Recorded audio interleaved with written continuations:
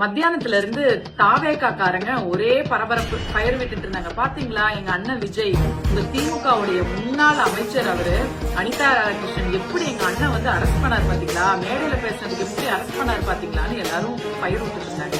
ஆனா உண்மையில என்ன நடந்ததுன்னா, போலீஸ் இன்ட்ராகேஷன் முடிஞ்ச அண்ணன் இன்னைக்கு அனிதா ராதாகிருஷ்ணன் அவர் பேட்டியில சொல்றாங்க, என்னைய தாவேகால சேர சொல்லி, அதாவது திமுக சட்டமன்ற உறுப்பினராக இருக்கிற என்னைய ரிசைன் பண்ணிட்டு தாவேகால சேர சொல்றாங்க இந்த தூய சக்தி அப்படின்னு சொல்லி பேசுறாரு. அனிதா ராதாகிருஷ்ணன் அவர்கள் ஒன்றல்ல ரெண்டல்ல 7 முறை சட்டமன்ற உறுப்பினர். உங்க விஜய் அண்ணா மாதிரி ஜெயிப்போமா தோப்போமான்னு தெரியாம 2 தொகுதியில நின்னவர் கிடையாது.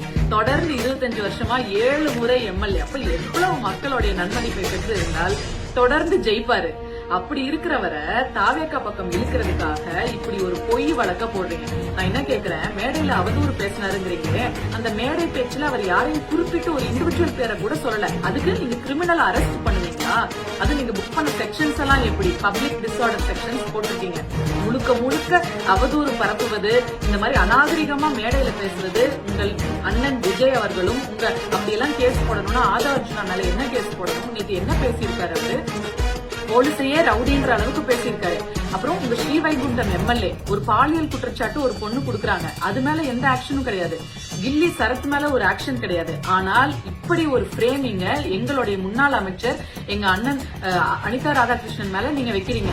இதுக்கெல்லாம் என்ன காரணம்? ரிசைன் பண்ணிட்டு வந்து உங்க தூய சக்தியில சேரணும். ஏன் உங்க எம்எல்ஏஸ் மேல உங்களுக்கு நம்பிக்கை கிடையாதா? உங்க கூட்டணி கட்சி மேல நம்பிக்கை கிடையாதா?